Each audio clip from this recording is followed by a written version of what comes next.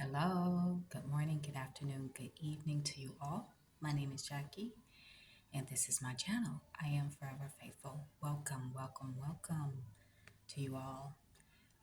This is a video that I don't necessarily want to make, but I am making it. And because from previous conversations I've had with people that I know,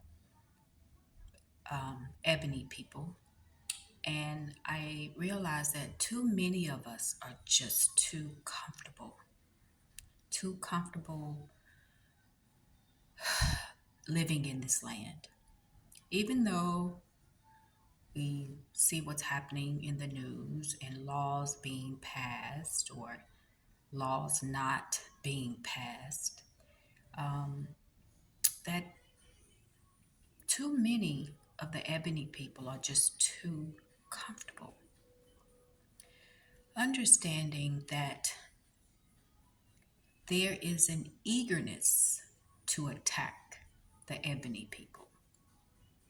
And this country that we live in has been this way since the colonizers arrived, has always been against us. And again, I've talked to quite a few people and they see it, but it's like they're in some type of mental fog, like they're not connecting the dots. Just because you live in a neighborhood that is diverse, just because you work in a place that is diverse, doesn't necessarily mean that you are safe.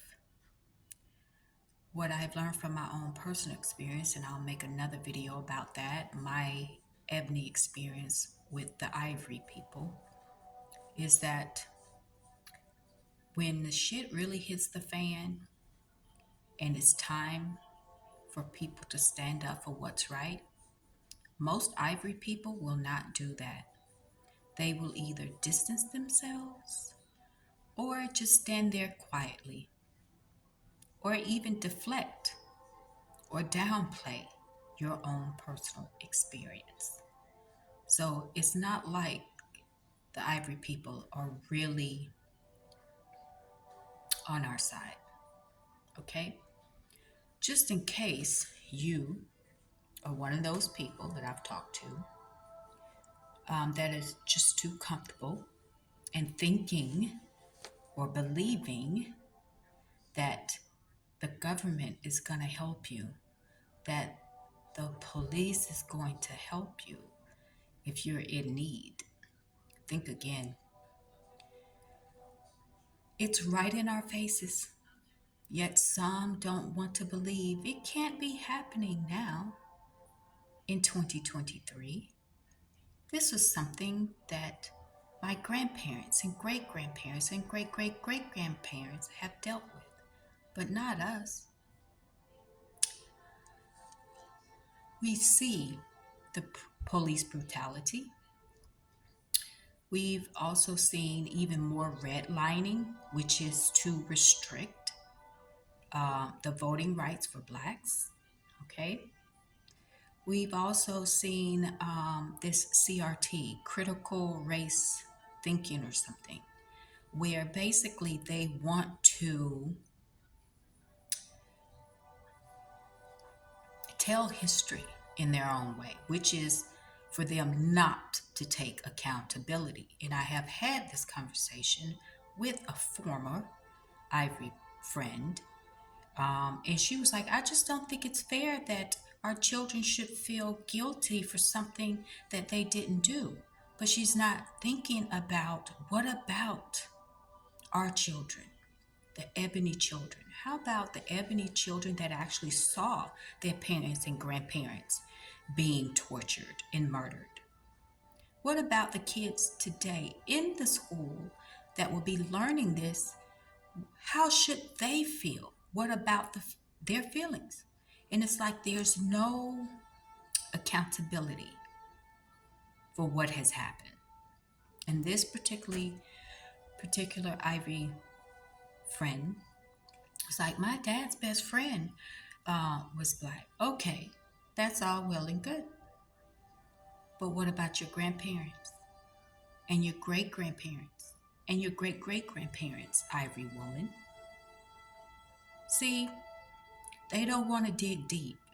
They don't want to take any accountability, saying that's not me. But if you grow up in America, you are inherently racist. Whether you realize it or not, whether they realize it or not, whether they accept that or not, it's a part of the American culture, is to hate on ebony people. Now, I don't know if you've also noticed that there has been many incidents where concerning our hair, and as though that our hair, our natural hair, is not good enough. And my thing is who are the ivory people to tell us how to wear our natural hair? And unfortunate for a lot of us, have been brainwashed to believe that our hair is not good enough, that it must be straight or it must be blonde. And we have to stop the brainwashing and reprogram ourselves to believe that our hair, our natural hair, is just as good, if not better, than the ivory people. The way we wear our hair is just that. The way we wear our hair and the way they wear their hair is just that. The way they wear their hair. Who is to dictate to us how we should wear our hair? Which is insanity. Like I said, they're attacking us still across the board. And a lot of people, at least I'm seeing, that a lot of things that they have been discussing behind their closed doors with their family and friends and co-workers, it's coming to the light. They're becoming even more bolder with what they do and what they say. Okay? Also, our music is being attacked. Out of all the genres, it is the hip hop music that is going to be used, that they're trying to use against us by allowing the lyrics to be used in the court of law to prove their point. Also, if you haven't noticed that black music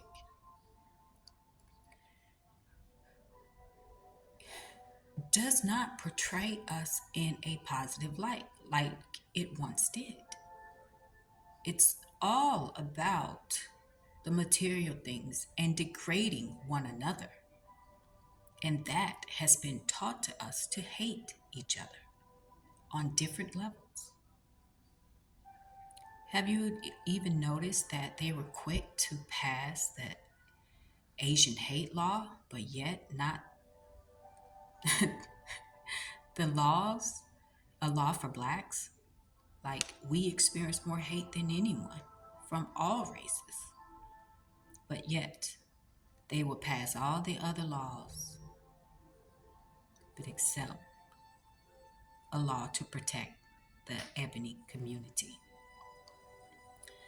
They also will have given rights and laws to protect the queer community, but not blacks.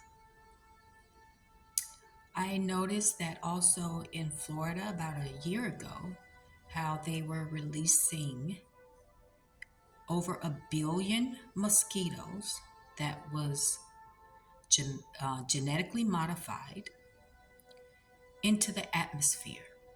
And now this year, I've noticed, oh, they are noticing cases of malaria. You think this is a coincidence? Do you think the trail derailments are a coincidence? No, it's not.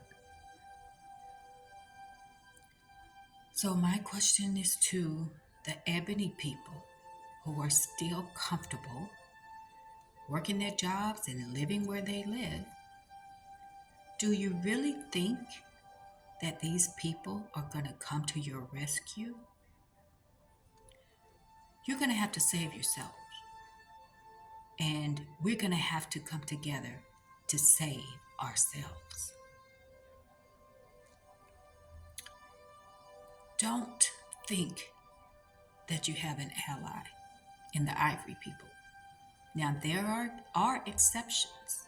I've met one person that was totally committed to helping the Ebony community. Only one out of all the Ivory people I've ever come in contact with.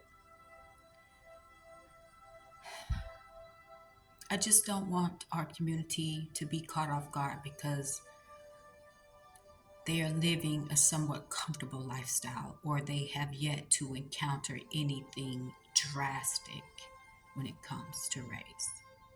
But understand these people are becoming more bolder with their words and their actions to let you know exactly how they feel about us. I was even talking to a good friend of mine since high school, and I was like, just because you live in that neighborhood, don't think that your Ivory neighbors would not have something to say or do something to you if given the chance. Don't